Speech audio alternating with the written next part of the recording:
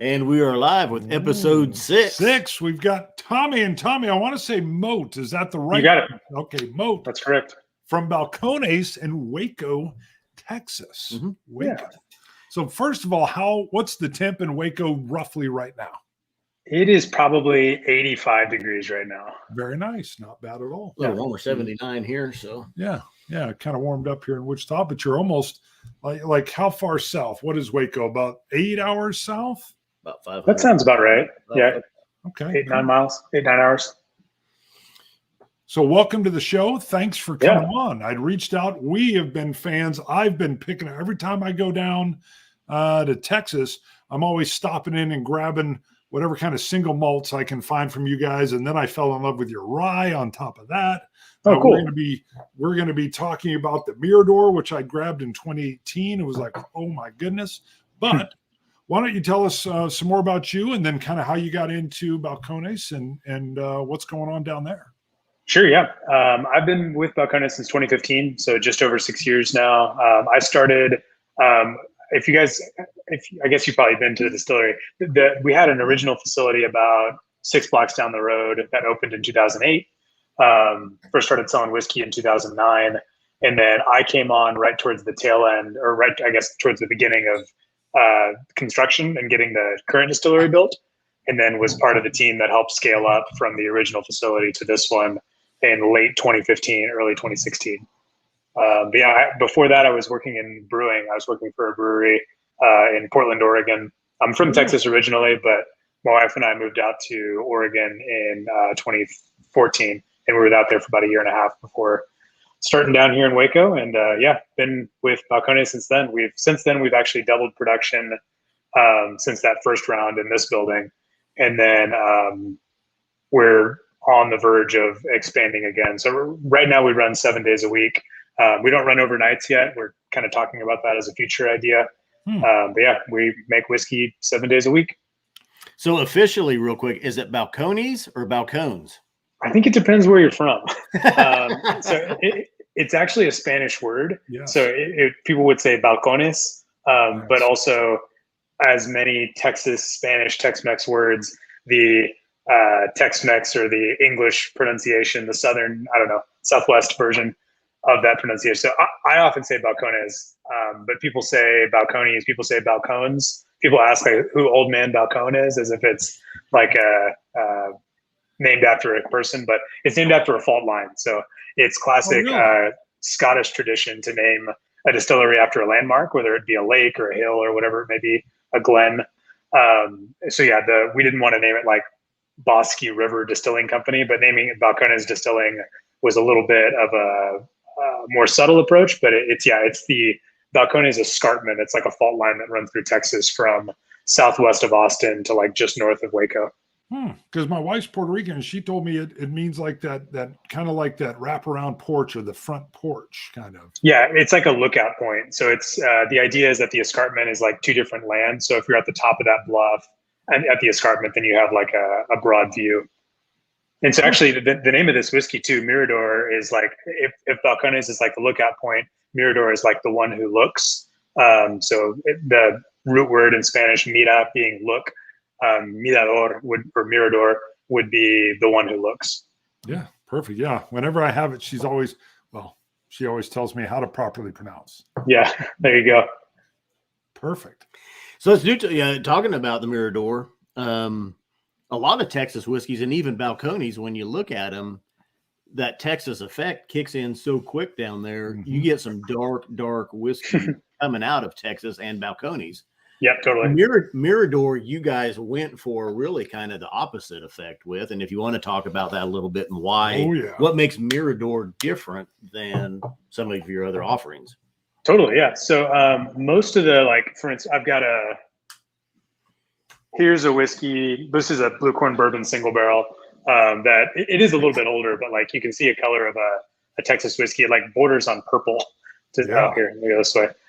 Just the color of that. So those are kind of wacky, and that's what happens oftentimes with extended aging and first fill casks. So we call Mirador like a second fill malt profile, but really the barrels that are in that are sometimes third, fourth, and even fifth fill. just because a second fill, even for us, will give quite a bit of color intensity. If you have like a baby blue or a true blue, those are actually darker than Mirador is, even though they're younger than this whiskey is. So the idea with a first fill whiskey, be it a bourbon or a rye, yeah, exactly. A bourbon or a rye will give you a lot more oak intensity. So you get the sweetness of the grain if it's something like baby blue on the corn whiskey side. But yeah, for bourbon, you'll get the sweetness of the grain, or you'll get a lot of the tannin, the wood sugar, a lot of the oak intensity. But if you do something a little lighter, if you use barrels that have already given up a lot of their wood sugar, what you get is a little bit more of the emphasis of the flavor profile on the oxidation. So as whiskey's aging, it's picking up oak flavor, it's picking up wood sugar, it's picking up tannin, all that stuff. But also it's oxidizing. So if you reduce the amount of wood sugar in the barrels, the wood sugar available in those barrels, then what actually pops out is the oxidative character. And you get a whiskey that the age, I guess, for something in Texas that is such an aggressive climate, you can let some of the age shine through without just appearing as wood sugar or like tannin or barrel intensity. So yeah, definitely an opposite approach. We're doing several different, usually on the single malt side, but a few different whiskey projects where we're intentionally trying to figure out how to make the whiskey age slower, which is a very different approach to even how we started. When we started back in 2008, 2009, we were filling a lot of the 5-gallon barrels, 20 liter. We got away from those several years ago. People still know us for it. And yeah, anyway. But yeah, this is very much the opposite approach. We have a program where we filled, 500, I don't know quite how many. Yeah, 500 liter barrels. Yeah. Which is about 130 gallons, a little over double the size of like a normal whiskey barrel. So yeah, we're playing all different directions. Definitely slowing things down though. And this is one example of that. Yeah, no, this was amazing. So when I picked this up, it was the first whiskey I had from you guys that harkened to some of the Scottish single malts that I'd had. Sure. I was able to pick up all these different kind of honeys and vanillas and sweets, and some of that like Texas sagebrush is kind of how we'll describe it every once in a while. That was way off in the background, and I was like, wow, any. Yeah. And I think you're probably I pick up a little bit more in this newer offering we got than I got here. And I was like, that is genius. I mean, what you guys did with using these second, third fills was just brilliant. And then when I was reading on your website, the 500 liter barrels, I was like, oh, that's smart. Mm-hmm. Yeah. So those we just filled this year. It'll be another couple of years before we kind of figure out what those do. And so right now, those are all holding actually bourbon or rye because we're getting the first fill out of them. Even though they are 500 liter, they're still first fill charred barrels. So we're getting bourbon and rye for at least a turn out of those. And then we'll probably switch them mainly over to single malt. Nice. Yeah, I think wasn't one of those barrels even it was going to be able to sit for a decade maybe before it was touched? That's the idea. Yeah, we're going to try to see what it looks like to do I don't know, 6, 8, maybe 10-year bourbon. So yeah, I think there's 60, 56 of them, something like that. So some of them we'll probably try to turn over quicker just so we can get single malt started in them. Sure. But yeah, I imagine we'll try to see how old we can go for bourbon too. Because yeah, this single barrel I was holding earlier was a Blue Corn bourbon single barrel. I think it was 6 years old, and there were like 70 bottles left in the barrel at that point in time. So we like the older stuff. It's interesting, but you get a lot of oak intensity and you get not very much yield. Right. Yep. No, it's amazing. So have you sampled that? I did. Okay. Yep. I like it. I don't notice now. It's been a while since I had the 2018. Yeah, do a little compare, because that's what was interesting. I definitely get a little more of that sagebrush on the newer one, whereas this older one, not as much. But obviously, depending on the barrel and how long, but you can tell the relation here. Oh yeah. So I love it. I'm not getting any of the sagebrush on the newer release. Really? Okay. Maybe that was me. And I know Aquavite, who we just had on the show before, he was in town and was with us at the Total and picked one of these up as well. Oh, cool. Oh yeah, he got back to Scotland and I was already in love with this. And I said, you need to open that up and give it a shot. And he lives in Glasgow, and he was like, wow, is that something? So yeah. Well, cool. That's good to hear. He had a cool accent when he said it, though. It wasn't quite like what it was even more charming. Yeah. Yeah. It wasn't. He must really mean it. Wasn't a mid Kansas accent. Yeah, he was like, "Wowzer, is that something?" That's funny. Yeah, he's probably going to say something in the comments like, "Quit doing that. Quit talking." Yeah, leave me alone. Now I saw someone in here. Maybe it was Lana. I can't remember. They were talking about the Froke. I saw that come across. Love the Froke. Yeah, the French oak that came through. What if you were going to list off? What have you had some standout favorites just from your own personal palate? And I know palates are different, so. Sure. Yeah, I gravitate towards some of our softer, rounder stuff too. Like I actually really like Baby Blue. That's something that is kind of funny because it's not around the distillery. It's not like the most exciting release we do, but I like the sweet corn quality of it. I think a lot of bourbon distilleries, and maybe for good reason, kind of ignore the flavor impact of corn. And it's a whiskey specifically that it tends to be a little bit polarizing because people will be disappointed that it doesn't taste like their favorite Kentucky bourbon. And oftentimes whenever they say they don't like it, they'll say it tastes like yellow corn or cornbread or corn tortillas. And it's like all the specific flavor notes that we're aiming for whenever we make that whiskey. Yeah, so yes. Yeah, that's it. You got it. So yeah, that's one that I like quite a bit. And then beyond that, I guess, yeah, I've been most excited lately about Lineage. So I'm picking core products, probably the most likely to be able to find them out and in the world. At the distillery only, we have a single barrel of rum out right now that was aged in a Madeira cask. That was a lot of fun too. So we've been doing a lot with wine fill stuff. Even this year we had kind of a collaboration release with a brand called Luckenbach in Texas, or a city called Luckenbach, depending on how much you know about Luckenbach. But it was there's a song. Yeah,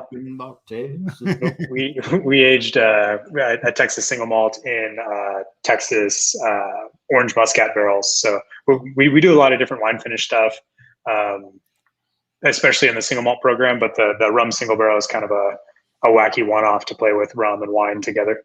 You guys had that one down there in Austin, the Luckenbach. I tried a sample of that. It was pretty good. Yeah, it was a good one. It's tasty.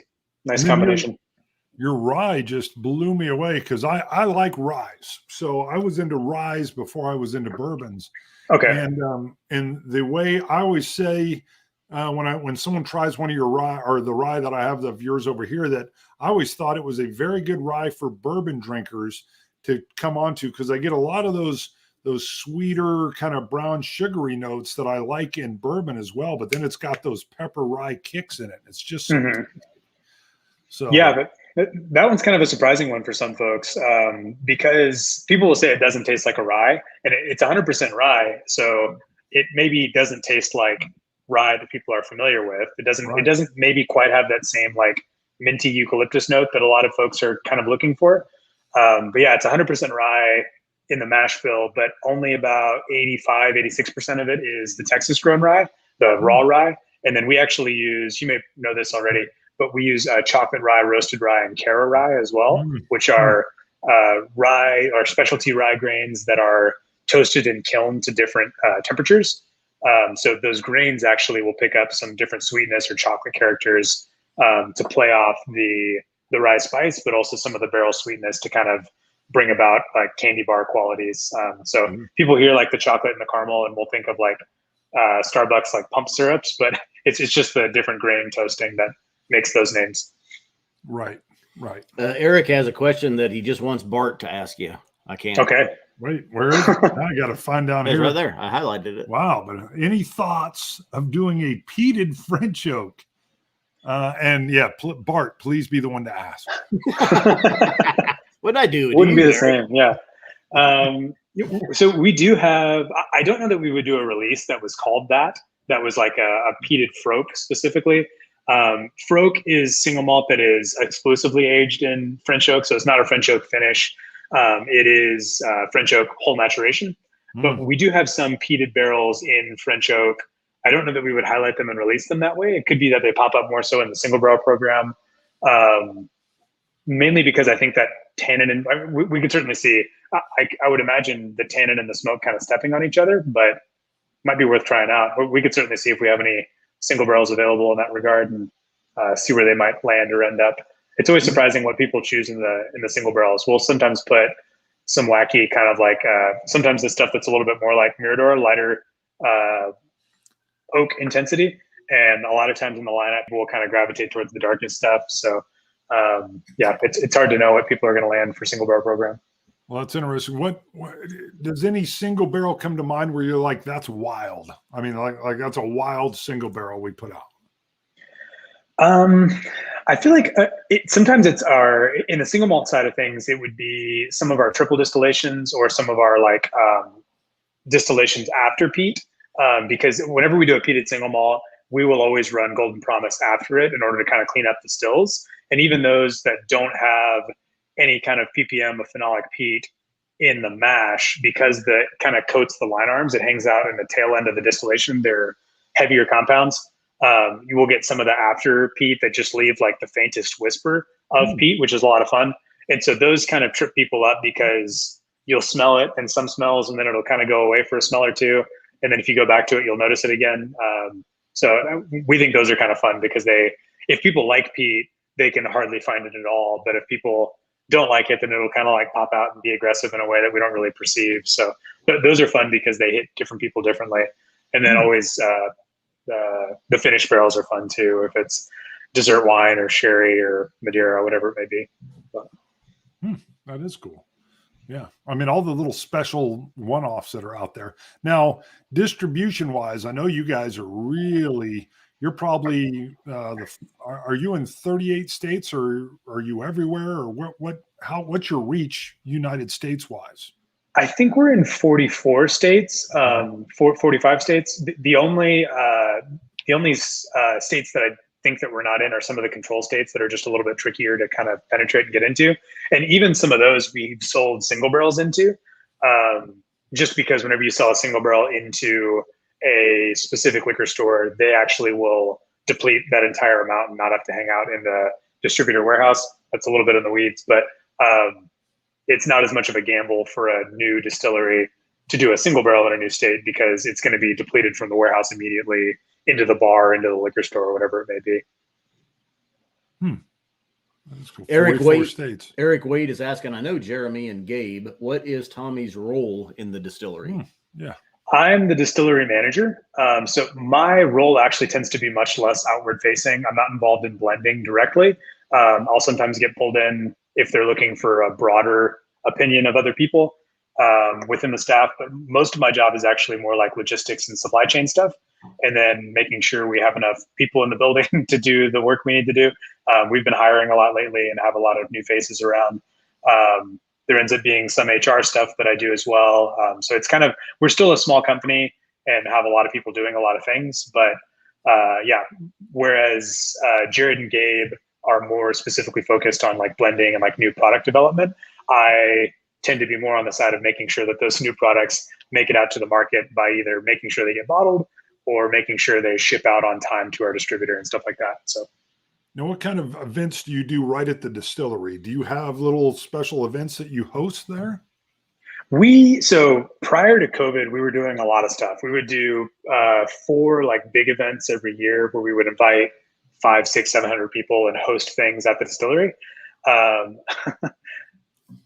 That's funny. Yeah, so prior to COVID, we would do big events. Since COVID, we've done kind of some smaller like first release events, as in like if we're releasing a whiskey, sometimes we'll have like a little hors d'oeuvres like reception sort of thing where people can come and buy the bottle ahead of time if it's like a ticketed event before it goes on sale, like for general public on a Saturday. But yeah, we've been pretty event poor, event shy. We haven't really done a whole lot. We've done a lot of things like this. We've done a lot of online content for different magazines or YouTube channels or whatever it may be. But yeah, we've done a lot more digital, as I'm sure a lot of folks have in this past couple of years. Mm-hmm. It doesn't seem like it was that long ago that Balcones finally showed up in Kansas. I just want to say it's just like the last 2 or 3 years, maybe. I think that sounds right. Yeah. Yeah. We hadn't seen it here at all until then. We still don't see a lot of the special releases, more the core, the core lineup, Baby Blue, True Blue, lineage. Bart is, I'd say, is a super fan. I'm a fan, but Bart has, I think, 13 or 14 different bottles. Oh, wow. That's part of the joy. I'll hit a total and I'll start seeing these like single barrel one-offs, and then I'll be like, what is this? I got to have this Mirador. And next thing you know, I'm like, I don't see these up in Kansas, or at least last time I was in Dallas, there was stuff I'd never even seen before. Yeah. And so it's like a grab bag. And they're like, you need another cart? And I'm like, We did a video though, just with all 12 or 13 of them lined up, and we started with the baby blue and just worked our way through we did, but we just kind of going through and just kind of giving quick, tasting notes on each one and impressions. But the chocolates that came through on some of them. I mean, sure. I think the Froke was my favorite. Yeah, I think you liked the Froke. And I was surprised that I love the rye, and you could tell because there was probably only a quarter of it left. But that rye even still stood up, and I still liked. We had 2 single barrels up there, but I can't remember which ones because we almost didn't do both. Yeah, I think it was just single barrels of the Texas single malt. Yeah, but there was enough difference, and then if I was a collector, it'd be a problem. Luckily, I open everything. So that's helpful too. Well, we got a couple back here we need to open then tonight. Sure, whatever. Yeah, we can open. Oh, you're talking Balcones? No. Oh yeah, you're not opening some of my other ones. Oh yeah. I'll go over to your house and start ripping Compass Box open. So I'll be like, Compass Box. I didn't say. You just said you opened all your whiskeys. I'll be at your house. You'll be in the bathroom. Come out, and I'm like, "Woo! Your circus Compass Box is delicious." I'll find other ones. Yeah. So no. Just yeah. I mean, it's a lot of the American single malts that are coming out, and I know we'll get to that later with the commission. But I mean, what you guys are doing, what American single malts are doing in general, and we'll get to that with the commission. But there's so many unique things that are being done in Texas alone. Hello. Totally. Wow. I mean, there's people that they want to go they've done the Kentucky Trail, and then it takes them like 4 days to do the Texas one because you got to drive so far. So. Yeah, that makes sense. Yeah, they've actually we have the Texas Whiskey Trail, and they've split it into kind of different sections. I think you can kind of hit the Kentucky ones if you're dedicated in a couple of days, but just the drive time in Texas to get from the ones kind of on the coast, like southeast of Houston, all the way up to Denison, and it's from basically the water to Oklahoma. There's distilleries kind of all the way. And it makes it longer if you try to go through Fort Worth. Yeah. For sure. Yeah. You want to skirt. What Graham Fraser has a question just about future growth of Balcones, but what have you seen since 2015, being there as far as where was Balcones, kind of where is it now and where's it going production wise, distribution wise, fan wise? Sure, totally. Yeah. So as we've grown over the years, we've definitely been able to get more whiskey into people's hands and further away from Texas, which has been great. I think in terms of where we're going, we used to make kind of like our core products. So I guess if going back to 2015, our core products were Rumble, Baby Blue, Single Malt, and Brimstone. And we still make all 4 of those just in different percentages now, but they used to be like maybe 20% of our production was like each one of those. And then like the last 20% was some True Blue Cask or True Blue 100, or we weren't making rye or pot still bourbon or lineage or any of those back then. But yeah, we would do special releases would kind of make up another fifth of that. And we still make all those things. And some of them we even make in the same like total case numbers that we used to make, or even more than we used to make. But percentage wise, those have changed quite a bit in that whenever we're going into a new market, whether it be a new state or even a new country, we'll tend to lead with some of the more approachable whiskeys or whiskeys that we want to make sure we're getting out in front of people. So as if, I guess in Texas, we can kind of get away with having 4, 6, 8, 10 different whiskeys on the shelf. And whenever you're going into a new state, whether it be Kansas or Montana or just areas where folks don't know us as much, it's really difficult to say, hey, we're a new distillery. you should carry all 10 of these whiskeys to get a feel for the breadth of our like entire lineup. So we've been able to kind of pare that back a little bit, and with products like pot still bourbon and lineage, get it in a little bit more approachable price point, but also kind of show, even with just those two whiskeys, pot still bourbon and lineage, kind of the breadth of what we're doing in terms of a more approachable whiskey style that people are very familiar with in the US to make bourbon, and then American single malt too, using Texas barley and Scottish barley in the form of lineage. That shows people what we're doing with American single malt, and it's a 3-year-old whiskey that's available also at a pretty approachable proof and price point. So I think we're, in terms of getting in front of more people, products like pot still bourbon and lineage are probably the ones that will lead in new markets. But yeah, if those sell well, then we'll also kick them. We'll get them rye. We'll get them Texas single malt. We'll get them True Blue 100, stuff like that. So yeah, it's less that we don't want to lead with those products. It's just like, it's hard to get people to focus if they've never heard your name before, or even like decide what to pick out on a shelf if they see 12 things. I think a lot of distilleries are kind of known for their distillery name, like being the name of the whiskey. If you want to grab a Glenfarclas, if you want to grab a Scotch distillery, even like a Jim Beam, like you know the name of the distillery, and that's also the name of the bottle. But when you see Balcones and you have the billboard effect of like 11 different things, and none of them are called like the Balcones 3 or 5 or 7 or 12, it's sometimes easier to just start with fewer things to see on the shelf. So anyway. Sure. Now you mentioned other countries as well. So what other countries are your bottles available in? We're in Australia. We're in the EU pretty heavily. So we're in France. We're in the Netherlands. We're in the UK. We're in, I'm going to get in trouble because I'm sure I'm going to leave somebody important out. We're in Poland. We're in a handful of countries that are all in the EU.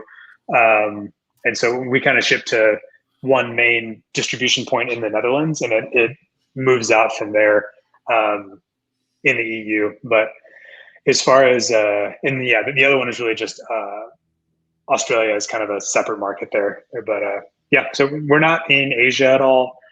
We have shipped whiskey to Asia in the past. It's been years and years. But yeah, we're not really in Asia at all right now. How much, just ratio wise, how much has production grown since 2015? Roughly? About 12, 13x, 13 times. Yeah. So whenever we moved into this facility, we were basically 5 times the original production scale. And then now that we doubled, so we started here in like February 2016, and then July, August 2017, about a year and a half later, we doubled it again. So basically we have 4 pot stills that are running every day. They're running right now about 20 feet that way. And we have 2 3,300 gallon wash stills, and then 2 2,200 gallon spirit stills. And so all 4 stills are running pretty much every day, 7 days a week. And we keep them matched to where they run in pairs, in that one wash still and one spirit still are usually running the same whiskey or the same base spirit. And then the other wash still is usually running something different. So we'll run bourbon and single malt and 2 stills next to each other, or rye and bourbon, or whatever it may be. But we'll do usually 2 different products at a time. Interesting. That's a lot. That's very good growth. Yeah.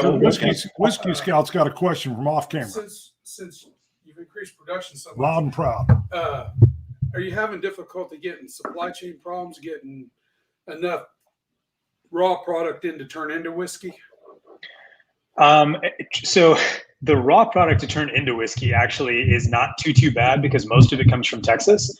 Our malted barley that comes from Scotland has been a little bit tricky this year, but because the sales side of things, the bottling side, the blending side, the aged product is so far removed from any kind of like difficulty in laying down new make now, we're able to just kind of shift our schedule around, because so much of our grain comes locally. We can get grain from, I guess, West Texas is where most of our corn is from. North Texas is where a lot of our wheat and rye is from. And I guess a lot of the Texas barley is from West Texas too. But because a lot of the grain is local, we've been able to just kind of like move our production schedule around to do all the Texas stuff while we're waiting on the UK grain. And then when the UK grain comes in, we'll do 8-10 mashes in a row of that. Or it's still every other day. But yeah, we'll do a lot of Golden Promise to catch up on the harder to get stuff. But yeah, the supply chain stuff has been crazy. We've been down for a few days here and there if we're out of something completely, but then we'll kind of beef up. And that's actually how we got to running 7 days a week this year. There was actually a big freeze in, I guess, the central US, but it hit Waco pretty hard. No one was prepared for that sort of thing. And so we were at 50% production for almost 3.5 months. Wow. And so we moved to 7 days a week to kind of like catch things up. Anyway. That's cool. So Ross Bud says when you came into Alaska, they got 6 different bottles to choose from. Yeah, Alaska was, I think, I don't know if it's just because it's so far or exactly what happened there. I think it's one of those 6 may have been a single barrel. But we had some strong support from a couple of liquor store chains in that area. And yeah, we were able to get more in there quickly. It kind of depends on the pull through. And then Eric had a question. Any cast strength rye coming out soon? We have kind of stopped blending cast strength rye as sounds tricky to say it that way. We don't really release cast strength rye as a blend anymore. We do lots of cast strength rye, but it is almost exclusively as a single barrel. So you can find cast strength rye at different bar and liquor store chains, a lot of it in Texas, but it's usually not a blend. The first 2 years it came out, I want to say it was 2018 and 2019. It could have been 17 and 18.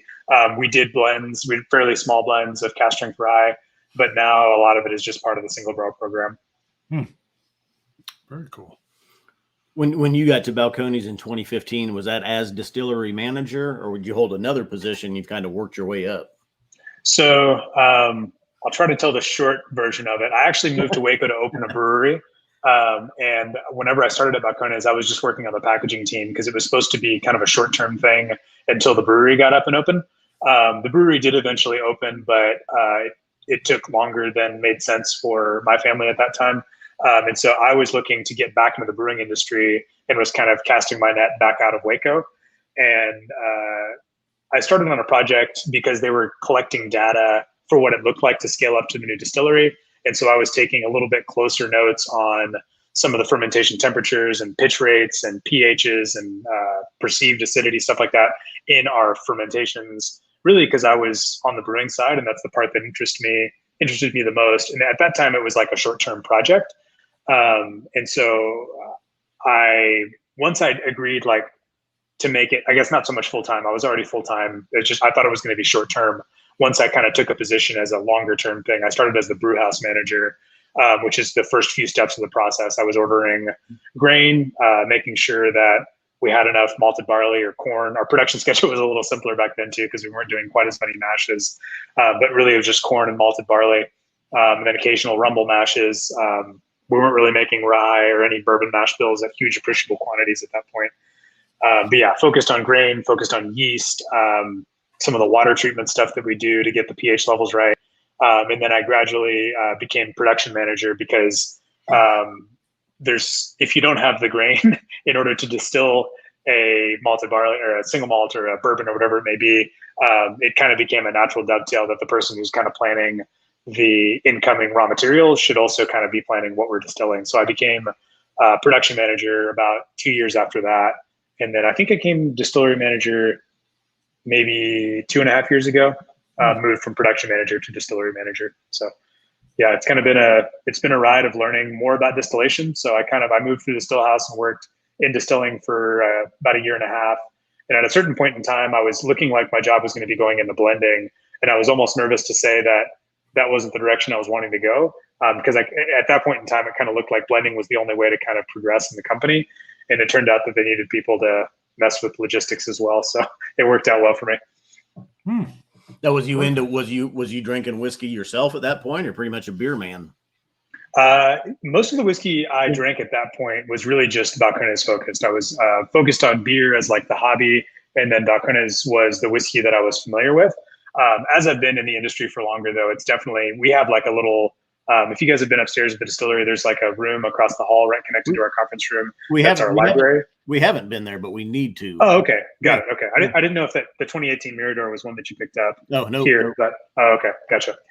But yeah, so we have like a whiskey library. It kind of looks similar to what's behind you guys. We've got a bunch of Scotch Malt Whiskey Society bottles and some Booker's in a box there. I can't see all of it, but yeah, we've got a room kind of across the hall that's like that. And so having that as a resource definitely kind of opened the breadth of whenever we were going to release a rye whiskey. Jared was great about kind of introducing people to say, like, try these ryes. This is kind of when people think about rye, they think about probably these 4 or 5 or 6 different things. Or when people think about single malt, or whether it be Mirador or something like that, we kind of have a library that's meant to kind of see partially just what's out there. If somebody wins an award and we're not super familiar with that distillery, we'll usually try to go find that bottle to be familiar with what people are getting excited about and what's winning awards. Yeah, but then also, that is. Yeah, for sure. Yeah, just to kind of see what's out there. And then also, if we're going to make something new, we definitely want to see what customers are thinking about. If we're going to call something a bourbon, just because it's 51% corn and aged in new oak, if it doesn't taste somewhere along the lines of what people are expecting, sometimes that's a good thing because you introduce them to something new. But other times it just kind of is off in left field and is not, it won't be a connection with the customer. So we try to balance, because we're not trying to emulate or copy or make exactly what we taste in any one bottle. But if it's totally unrecognizable as the word it says on the label, then that tends to be a little bit of a miss as well. Yeah. Right. Now, other than these 500-liter barrels, do you have anything else kind of coming in the future that you want to tease or anything? I don't know how much I'm allowed to say about. That's the best part. Nobody's watching. Nobody's watching. Nobody's on. We're just talking, right? Just it's like buddies hanging out. Yeah. So we do have a collaboration coming up with a rock band. That's all that I'll say on that one. I won't say which rock band or where they're from, because I think some people already know some parts of it. So really? I'll be kind of tight-lipped about it. But there's a collaboration with a rock band. It'd be like Whiskey in the Jar. He's not. They've already got it. So that's been probably the most exciting one. That one will actually go out of Texas distribution a little bit, and will be available for some online sale. But anyway, that's kind of a fun one. What's the name of it, or can you say? You can't. I think it's secret. That one I can't. It would give too much away. Oh. And this is much more local. We're actually doing a collaboration release with the Waco Downtown Farmers Market. That one comes out next Friday, November 5th. It's the 10-year anniversary of our Waco Downtown Farmers Market, and we're doing a collaboration with a vineyard in Waco as well called Valley Mills Vineyards, which is a single malt finished in Texas whiskey, or not whiskey, sorry, Texas wine, Central Texas wine casks. So yeah, we've done a lot of wine barrel stuff for a while, but now there's actually gotten to be a number of Texas wine producers that were able to make even the wine barrel collaborations local as well. So we do have Spanish and French wine too, but it's fun when we can work with a Texas wine producer. Yeah, that's a cool collaboration. How about a Chip and Joanna Gaines collaboration? Anything in the works there? We would be all over it. Yeah, it's been a tough cookie to crack. I think they have a lot of people knocking on the door hoping for stuff like that. Well, then I know you coming from the beer world. Is there any kind of breweries that are grabbing some of your barrels to finish theirs, and then you're trading back or anything? Is there any of that? Yeah, actually. So I guess you guys probably, let me tilt up here. I do have some whiskey on the shelf too, but a lot of these, some of them are just beers that I like up here. How do I do this? These beers over here are just ones that I like, but like starting here over, a lot of those are actually collaborations. There's one up there with Freetail, which is actually a couple up there from Freetail, which is a brewery in San Antonio. 903 is actually a brewery up in the North Texas area. Sorry about all this mess here. Oh, you're good. I'll stand here. Good. This is, these are POs that are shipping out to different parts of the world. Nice. But yeah, there's actually Shiner is actually another fun one too. So Shiner Bock, obviously we did whiskey release with them. Maybe not obviously. We did a Shiner Bock whiskey, I think about 2 years ago, and then also again this year, where they were, we basically took the Shiner Bock mash bill and made it here on site without hops. It wasn't a hopped whiskey, but then did that Shiner mash bill and turned that into a whiskey. So if you guys are familiar with Shiner Bock, the beer, we did that. But then also on the beer side, they took some of our barrels and aged kind of like an imperial Bock recipe. Marzen. They've done actually a barrel aged Bock and also like an Imperial Marzen beer that they've aged in our single malt barrels and bourbon barrels and stuff like that. So yeah, we play with that. We actually have a brewery here too. It's a very small brewery, and it's really just for like Waco distribution, and really just through our tasting room. But we've done some of our own barrel finished imperial stouts and porters, and even a barley wine. But yeah, we've liked that because we can dump a barrel and then like wheel it through the building and refill it. So our fastest refill time is 14 minutes. We dumped it, wheeled it across the building, and then put stout in it in 14 minutes later. So usually if you can get a barrel in 2-4 weeks, that's pretty fresh. So we were trying to see if we can beat that target just for our own sake. Wow. Yeah. Super fresh. Did you? Yeah, exactly. Did you ask, or have we talked about? Is there like any special wood that you're working with, or anything upcoming special, even wine barrel release maybe? Yeah, so we do probably our newest exciting thing. It was maybe going to come out this year, but it's looking more like it's going to be next year. Is a Solera release, and so it's not that one. So yeah, it's Gabe, if he's watching this, he's gonna call me on my bluff because I don't know all the right terms for Spanish wine production. But a Solera is basically the idea of having a amount of wine. Usually it's wine. In this case, we're talking about single malt, where you have an aging blend or an aging stack of barrels, and you never move where the barrels are, and you never completely empty the barrels. So you'll draw off some for a bottling, and then you'll actually refill it with either new wine, or in this case, probably just slightly younger single malt. We wouldn't quite put single malt new make in there. But yeah, so we have a Solera project going. I want to say it's 12, 13. I know it's an odd number because of how they're stacked, but maybe 13, 15 barrels up there of varying sizes. So I think the smallest ones are like 300-400 liters. And then we have one that's up there that's 700 liters. Oh. We haven't gone bigger than 700 liters. There's not like a US definition or rule against it yet, to my knowledge, but the Scotch single malt definition requires a barrel no larger than 700 liters. And so we wanted to keep consistent with that, as American single malt is kind of becoming a category that we don't use anything larger than 700 liters. I think the argument there is that if you have a 4,000 gallon oak container, that it's not really the same thing as aging something in a barrel. The term becomes kind of obsolete if it's has no constraint of size just because of the oak contact. Is Balcones a member of the ASMWC? We are, yeah. Yeah, founding member. Oh, good. One of the founding members, yeah. So I think, yeah, if you guys talk to Colin, he's definitely obviously a member as well. And then I won't start to name distilleries because once again, I'll probably leave somebody out too that I'll get in trouble for. Yeah, he is. You guys have the list. Yep, he'll be at 4. 3, 4 okay. o'clock. Yep, he's in at 4. So we've got the David Beck, the board game designer of a game called Distilled, is in next. Yeah. Oh, cool. Looking forward to that one. Oh, it's going to be awesome. I love board games. Board games and whiskey. Well, yeah, but they get to play what Tommy does for real. They get to pretend like they're doing it. Yeah, oh, cool. That's the best thing. Yeah, the whole premise is that your uncle's died and you've been willed. I know you love this. You've been willed this distillery, and you got to make it profitable. But you can start putting out gin right away to get cash, or you can start buying barrels. So yeah, that should be fun. Well, they have plenty of board games on like making wine, and I was like, come on. And then when Distilled came out, I was like, yes, yes. So perfect. See, my nerdy side comes out there. He's like, Tommy can tune in and watch. And yeah, I'm curious actually. Yeah, I'll check it out. There you go. Yeah. David I can play a board game that's just like work after I get off work. Yeah, now there you go. Wild drinking. Yeah, there you go. It in. Perfect. That's fun. All right, we're at our 45-minute mark. Tommy. Thank you for joining us. Appreciate it. Yeah, of course. Thanks for having me. Good to see you all. Great information from Balcones. And if there's anybody out there that hasn't tried Balcones, you've got to. Yeah. Right. And I'm going to push that rye again. Even if you haven't tried rye, try their rye. It's phenomenal. There was a lot of comments on Lineage as well, just how good it is and stuff. So that's probably a good starter. Either the Baby Blue or the Lineage, Mirador, one of the ryes. Yep, for sure. So it's a deep dive. All right. Well, thanks for having me, guys. Everybody. We'll see you in 15 minutes. Yep. Thanks, Tommy. Scotch it, you Scotch gods. Lunch. Dummies.